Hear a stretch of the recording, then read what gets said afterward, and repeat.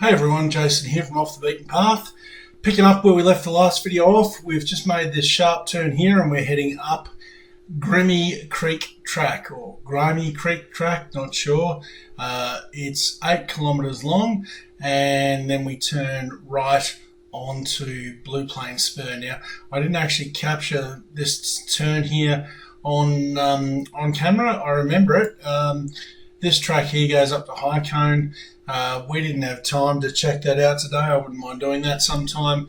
Luca did say the last time he had a crack at going up there, it was blocked by a decent sized tree. Not sure how long ago that was. From there, we've got a 10 kilometre run down Plains Spur track, where we meet the end of VIC Country track and the start of the Macalister River track, and we head into this little campsite in here. And there's a little waterfall, not that there's much water coming over it just at the moment, but cracking little spot in here that every other time I've been past here, there's been a bunch of people in there, so I haven't had the opportunity to check it out, and this time we do. And although it seems pretty short, that's where we're ending this video today. So without any further ado, let's get into it. Hey everyone, Jason here from Off the Beaten Path, picking up on the Grimme Creek Track, Grimme Creek Track. I'm not too sure exactly what this one is called or how you meant to say it, but we're heading up, and nice steady climb it is from where we left off in the last video.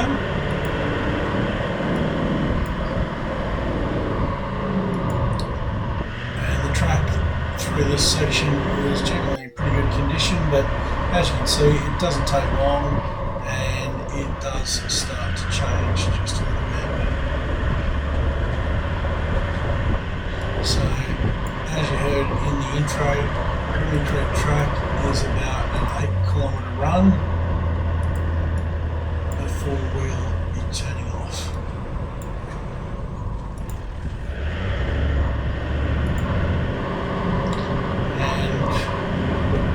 Feel like this first section just sort of wants to keep climbing, but no real traction issues. Track's pretty clear. There's a bit of fallen timber here and there. You wouldn't expect that in the high country, but there's no big holes, ruts or divots or anything that's going to make this terribly difficult. Somebody's conveniently cut that tree for us with just enough space, as always seems to be the case. Nice little clearing here that we've come to. Definitely been used as a camp spot by somebody at some point, and why wouldn't you?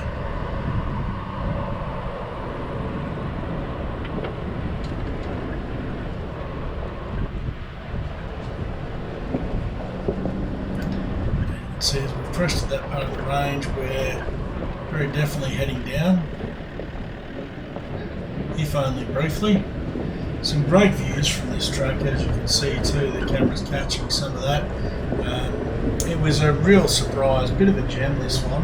I was very pleased. Luca took me along here. He's been this way before. He's been driving the high country a lot longer than I have, and this was a real surprise track. Sometimes from a map you think you know what you're in for, but other times you're completely wrong. You can see that's quite steep drop off there on the right hand side as the track is almost turning into a spur track here.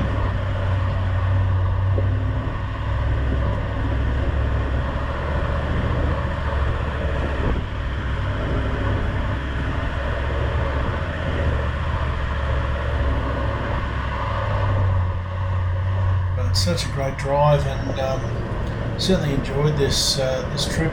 First time out with the Kenders, and they did not disappoint.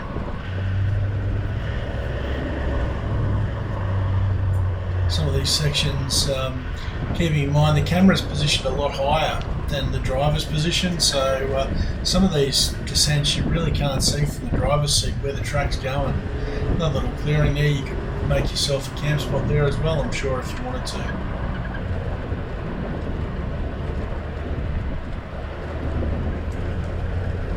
Pretty rocky terrain, but they've done a good job cutting the track in, and the track itself is pretty level and pretty straightforward. And, yeah, nice little open spot here with some great views, as you can see, before we make our way down. Well, you get to here and it's like, where does the track go? Yeah, it is a bit like Literally that. from the driver's seat, you could not see where the track was going. As you can see from Luca's view here, from his vehicle. So,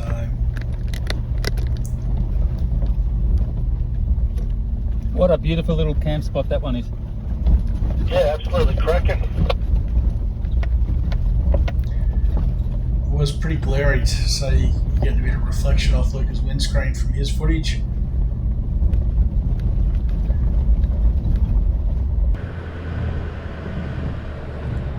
And yeah, making our way down the other side. Now the reason I'm going so slow here is that I decided to try out first gear low range because you might remember, if you've followed the channel for a while, I haven't been able to use first gear low range with the Supercats that I was running previously. They did not have enough traction to actually make them overcome the resistance of the drivetrain. They would just skid.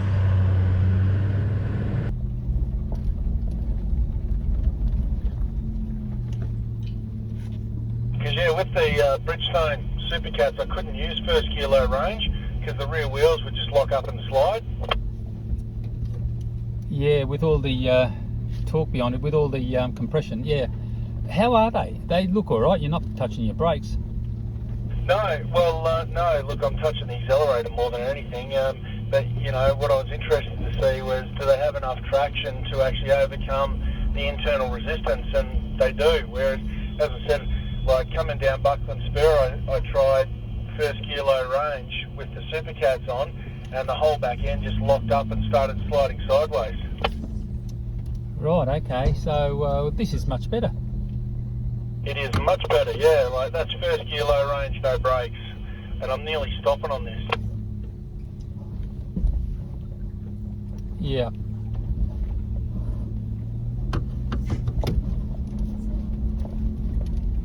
Like even then, I gave it a bit of a boot on the accelerator, but as soon as I get off the accelerator, it slows to an absolute crawl. But at least I can actually use first gear low range descending now.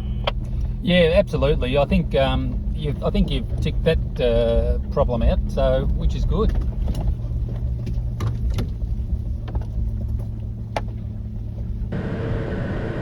So yeah, after that little test out of first gear low range, which was working a treat, we are still working our way down here, twisting our way around the hilltops.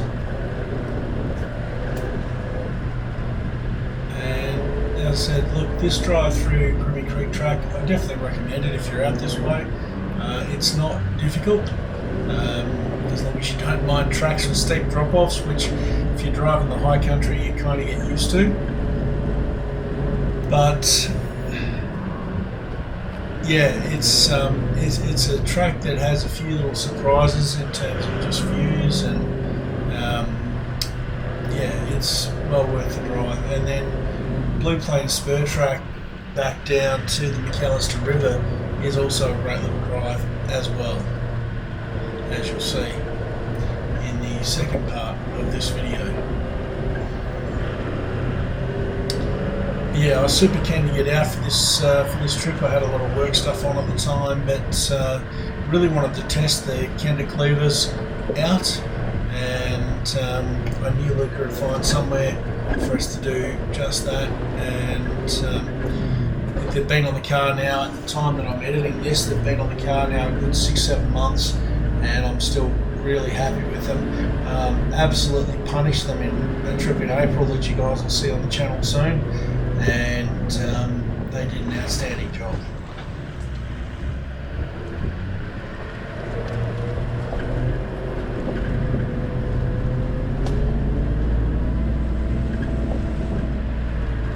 A little bit tight in sections through here, but yeah, generally, as you can see, the track is in really good condition, and there's nothing too difficult. But yeah, before you know it, you throw a little pinch like that, and we're climbing again.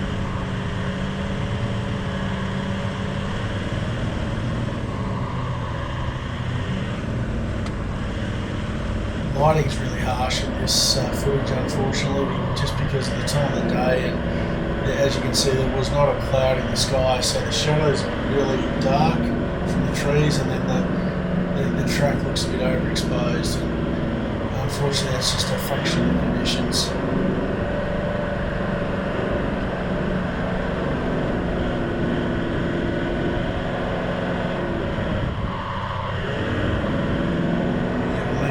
Time through here, probably quicker than we expected to.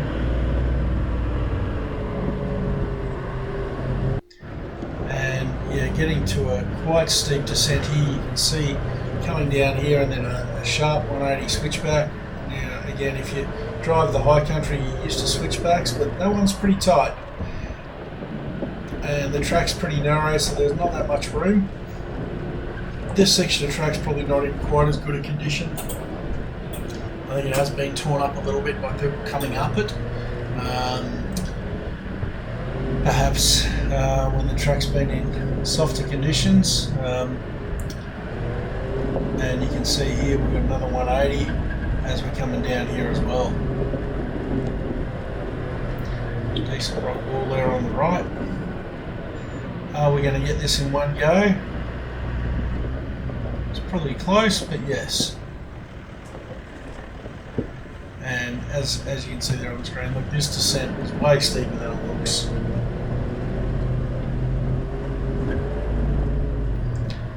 But with a track in good condition like this, it's not overly difficult. Use your gearing and you won't have too many issues. And if you need to reverse on those 180s and have two goes at them, do that if you don't like driving close to the edge. Tight little pinch there around that corner. Definitely down at a bit of a lower altitude, and the ever-present fallen trees. Another one that's been cut literally probably just wide enough. You wouldn't want to be coming through there with a Y62 or a 200 series, I don't think.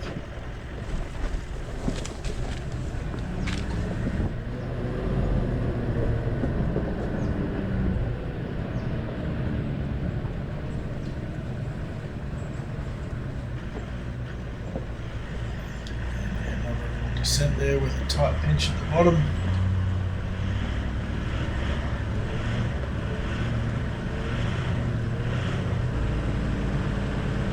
A little bit of a stream crossing here, not that it's flowing terribly much. It was pretty dry in March when we actually recorded this, and the lighting doesn't really do that rock shelf there on the left justice.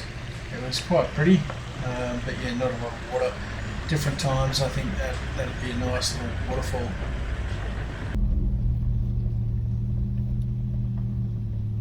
Yeah, it's quite pretty with the shelf rock there. Yes, it is.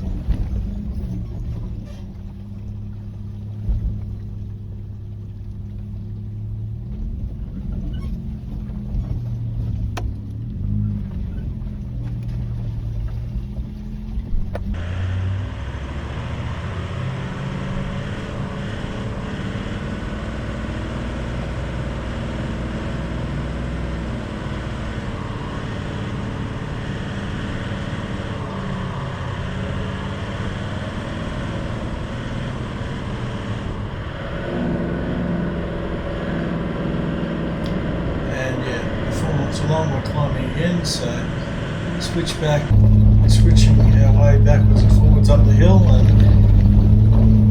nice and dry track conditions. So as you can see, I'm throwing a bit of dust up climbing this hill, which is totally not apparent when I'm driving up front. I have no idea unless I look in the rearview mirror that I'm actually kicking this much dust up.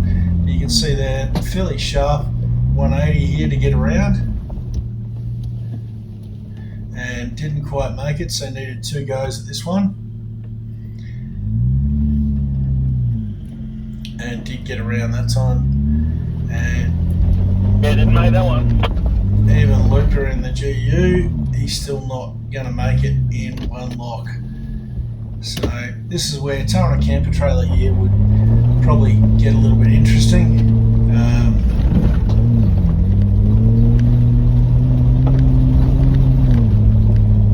If you were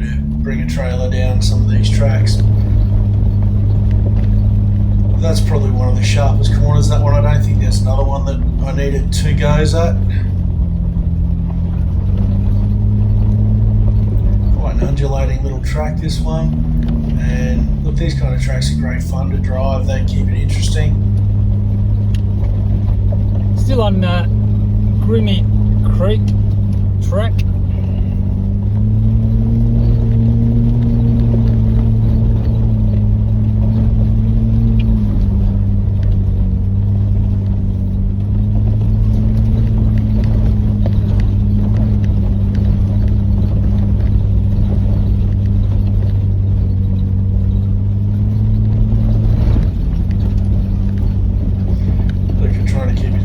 Clean from all that dust. You can see I spat out the odd rock there. Yep. And Yep, they're still going up.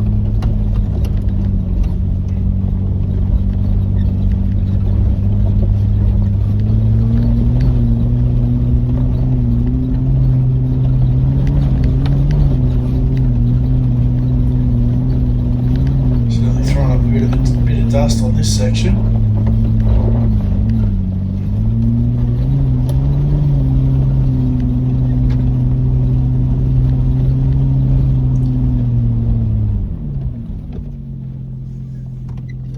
And that's it. Yeah, I can't see squat. Luke is going to let the dust clear, which is probably a good idea. So this is the hill that we're climbing at that time. So a little bit of a loose rocky surface, a bit of a clearer picture up front where you don't have the dust obscuring things. Yeah, nice steady climb. And you'd have no idea looking at this how much dust has actually been thrown out the back.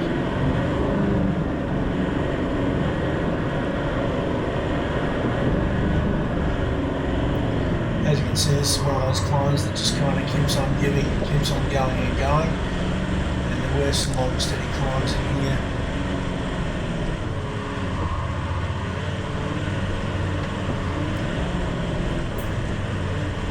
Altitude along the Grimme Creek Track does vary fairly markedly from around about 1,000 metres near the start to up as high as 1,240 metres. So, and then in between that it drops back down to around 1,000 before coming back up to 1,240 metres. So it certainly undulates by a couple of hundred metres of altitude along the track, which is what you're seeing here, of course.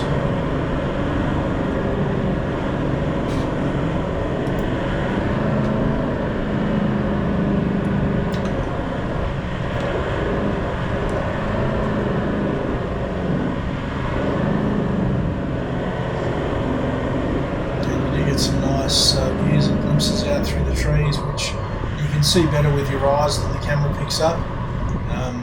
It's a lot easier when you're sitting in the car with the naked eye to actually see through the trees.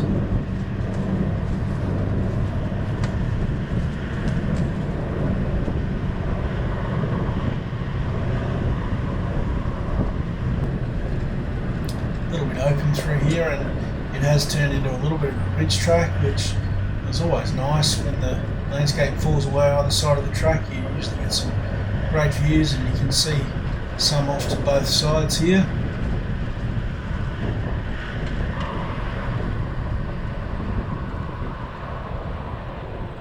And as it says there on the screen, we're now heading south on the Plane Spur track. I did miss filming the turn. I certainly remember it, but yeah, we didn't actually capture that on GoPro footage. I think the battery must have died just around there or something, and I just missed it. And this track certainly lives up to its name, being a spur track. A lot of the sections along here you do have good drop off on either side.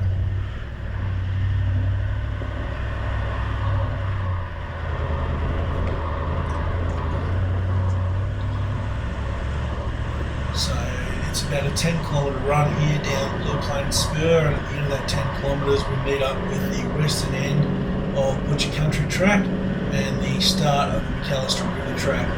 And that's where this video is going to end, at a campsite there that I've never had the opportunity to check out, because a couple of times I've been this way before, it's always been full, always been popular, and you don't like to go in and film in a campsite when there's bunches of people in there, because it just doesn't seem like the right thing to do. But a little bit off peak at this time, so we're in luck, as you'll see.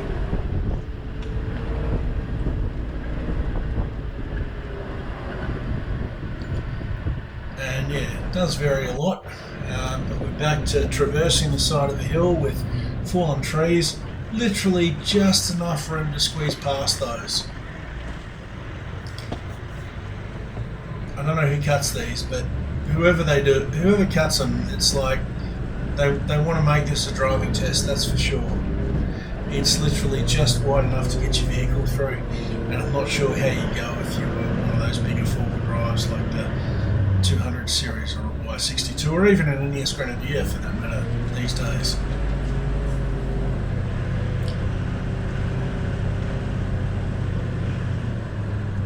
And heading down the Plane Spur track, we do gradually work our way down to the Macalister River over time.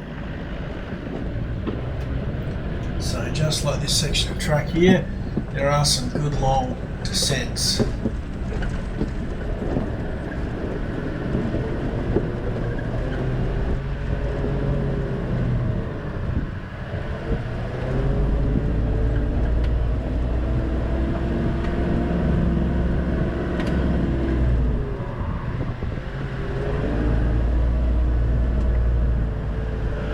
Hey guys, so we're heading down the last part of Grimme Track, down towards the Macalister River. This has been the first trip out with the Kenders. Have to say, really happy with them. Look, anything I think was going to be a big step up from those Supercats that I was using before. You know, they were road biased, all-terrain, but we've had a bit of everything today. Not a lot of mud yet, but slippery, loose, rocky hills that I know I would have gotten up with the Supercats, but it would have been spinning wheels and spitting rocks. These things, a lot more control, and probably the biggest thing that I've been able to do with these is the Supercats didn't have enough traction to overcome the resistance of the drivetrain in first gear low range going down hills. So I couldn't use first gear low range, because what would happen is the rear wheels would just lock up, and yeah, the rear wheels would just lock up and slide, and sideways in some cases. Whereas today on some of these descents, I've actually been able to try out first gear low range, and it's awesome. It's super slow, just crawling. Really, really cool. And it works. The tyres actually have enough traction that they can overcome that resistance and roll. So yeah, look, it's been a good first test. I'm gonna grab some lunch down at the Macalister River. Just got a tree here. There we go. Back wheels. And yeah, probably push on from there. I'm on a bit of a time crunch today, so I'm not camping tonight, but I think Luke is going to camp somewhere along the Macalister. So yeah, we're just about down to the end of this Grimme track, if that's what we're still on, where it meets the end of the VIC Country track and Macalister River tracks. Yeah, it's been a little over a year since I've been down to this part of the high country. Not this January, but last January. Obviously, we did our high country trip. We came down Caledonia River and then across on the VIC Country link and did Macalister River. It was epic. Yeah, anyway, catch you guys later. So yeah, getting close to the end of Blue Plains Spur track and close to our destination today. Great view of the range up ahead there, and the track here just working its way around the side of the hill.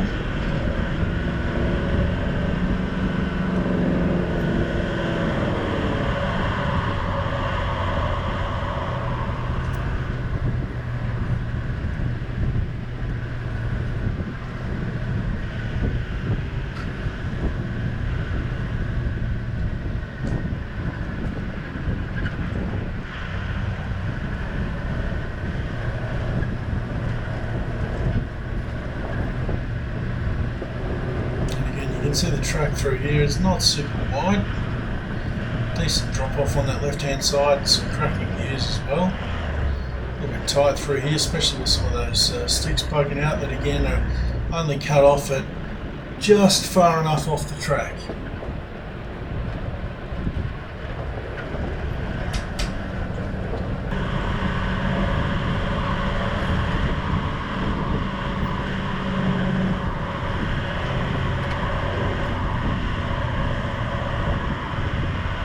But still making really good time, and continuing our descent down to the valley and down to the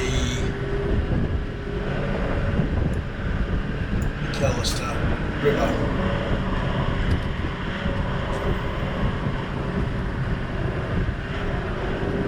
Certainly one of those tracks where you're glad you don't beat a lot of traffic coming the other way. I'm sure you'd find a way to get past, but it is pretty cosy.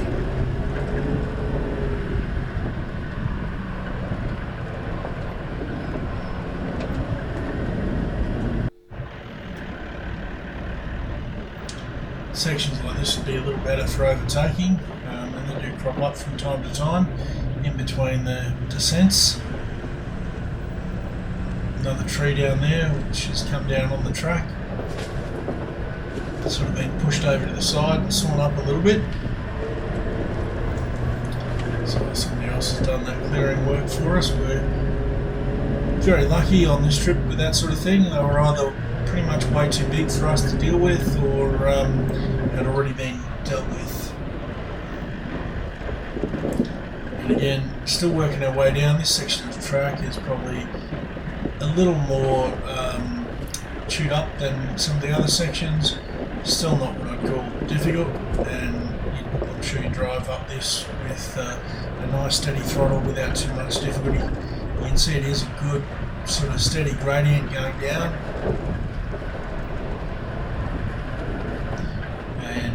Look at the hills in the distance there, you can see we're definitely descending below them compared to where we were previously. And down at a much lower altitude now, starting to see a lot more green and grass. It's a little more shaded in the valleys.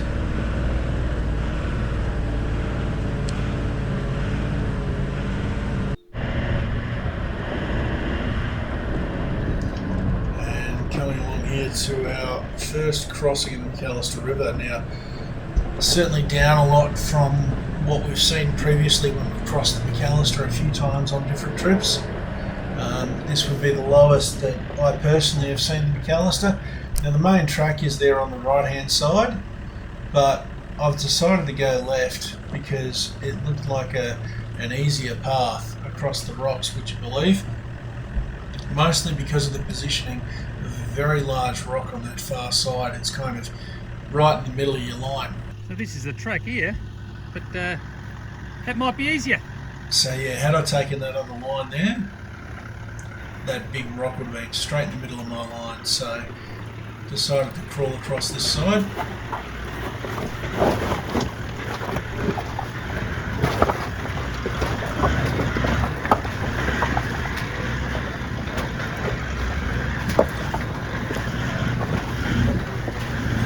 Slow and steady does that quite easily. You can see how big that rock is there.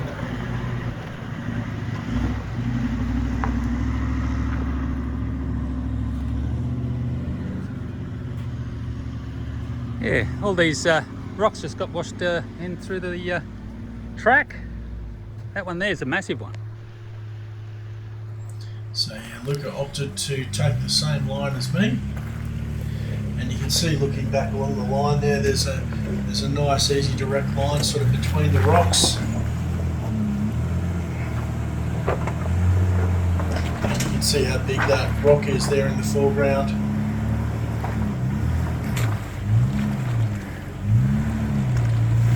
Not surprisingly, the GU is making short work of this. And as I said, this is about the lowest I've seen Macalister.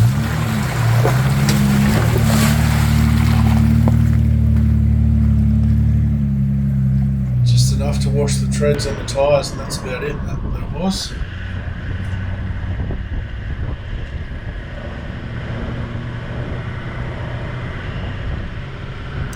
nice easy drive sort of following the river here, and as is often the case with these tracks that parallel the river, it's not very far along, and we find ourselves lining up for another river crossing, as you'll see shortly.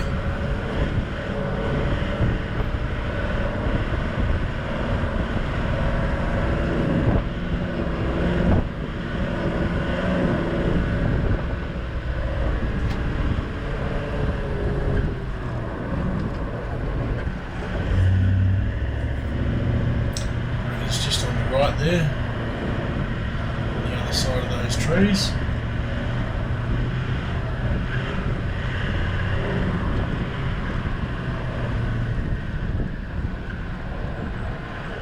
And swinging around here, we're up to cross it again, and as you can see, like, there's just one little patch of water that's actually flowing through here, which is crazy.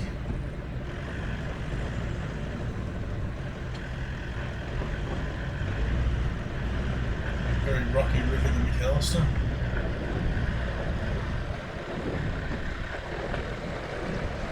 Super clear though, look at that water.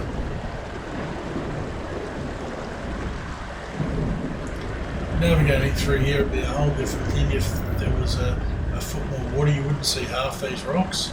And you can see my front tyre is just a little bit caught up on that rock there, but it's pushed to the side.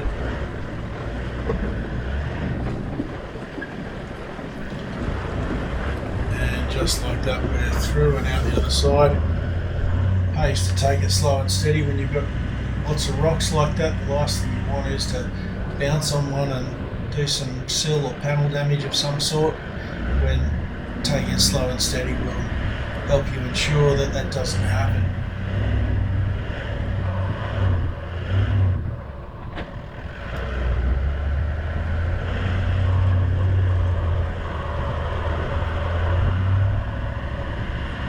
And once again, this is our third and I think last crossing of the Macalister. A little bit more water here, or at least it looks like more water, but still very, very low from what I've seen on previous trips at different times of the year. That's for sure. You can imagine how awesome this would look with another couple of feet of water flowing over all those rocks.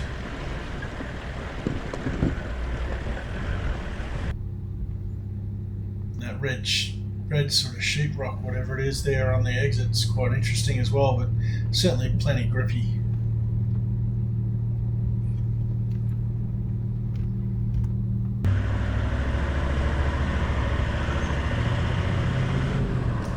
So after that little crossing, we're heading south towards our destination, and it's really not that far at all from this last crossing.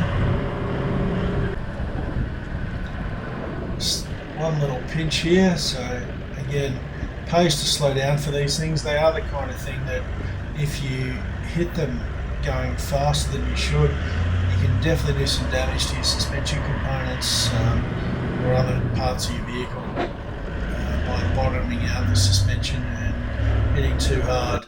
So much as some parts of this track sort of make you want to speed up, if you are going to get a little bit of momentum up, you do want to keep a close eye on the track conditions ahead of you and be ready to slow down for any sudden changes, such as that little pinch that we just saw there. Now, coming up here on the left is the end of the VIC Country Track, and on the right, which kind of looks like straight ahead at this point, is the entry into the campsite.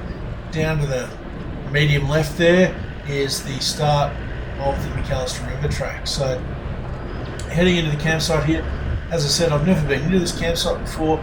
I know a lot of people that have talked about this, and look, a little while ago, Krusty from A Guy on His Trippy came in here in one of his videos and had some great footage of what you're going to see today, but he actually had some good amount of water flow at that time, so usually that's what you'll see in here. As you can see, there's just one vehicle in here with a rooftop tent. We didn't see any people around. Figured they'd gone for a walk or something, so we continued through the campground area here, and at the end of the camp there's this other track here which will take you right down to the river. I'm sure at certain times when the river's up you probably don't want to drive down here, but given how low we'd already seen the river, we weren't too concerned and didn't feel the need to go and check first and just barrel on down there. As you can see, coming out on the riverbank, or possibly even the floor of the river, nice and rocky, and you can see the river flowing around this rock bed here. So turning to the right and heading up to park up near the river for some lunch. This spot here is where we will end today's video. So if you watched this video through to the end, guys, thanks very much. Really appreciate it when I see the longer watch times on the videos. Please like this video if you liked it. If you've got any questions, post them down below, leave a comment, and subscribe to the channel if you've watched this far and you like what we do. Normally, please think about subscribing. there's water flowing over most of that rock. Nice pool there in front of it to have a swim in if you're so inclined. So yeah, as I was just saying, where I talked over myself a little bit, I've certainly seen footage from Krusty of water covering that entire rock surface there. But yeah, the river is pretty much just a trickle of what it was last time we were near the Macalister. That's where it's flowing on there, back down around. It's the continuation of the Macalister as it is at the moment. So low compared to how we've seen it previously, but I'm sure it's filled up again now. So as I said, guys, thanks for watching. I hope you've enjoyed this installment. Next video will be the last one of this trip with Luca. Well, most of these rocks would be underwater. Thank you, and I'll see you guys in the next video where we head from here and we leave the Macalister River and we head up towards Jameson, find another couple of really cool tracks, and finish our trip there with Luca finding himself at a campsite. So thanks for watching, guys. I'll see you in the next video.